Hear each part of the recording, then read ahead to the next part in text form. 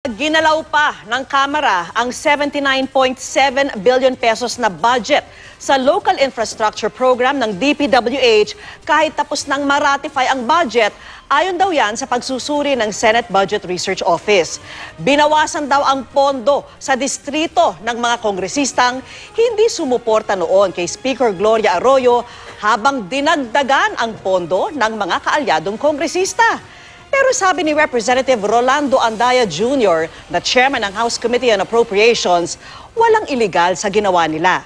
Pinag-usapan daw nila ito ni Senate Finance Committee Chairperson Loren Legarda sa Bicameral Conference Committee.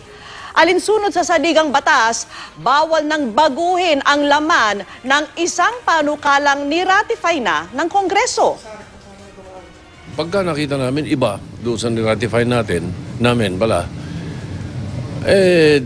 hindi namin ipapatransmit sa Presidente.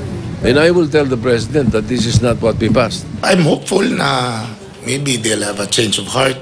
Kung mali, i-veto na lang. I-veto ng Presidente. Kung ano man halaga yun.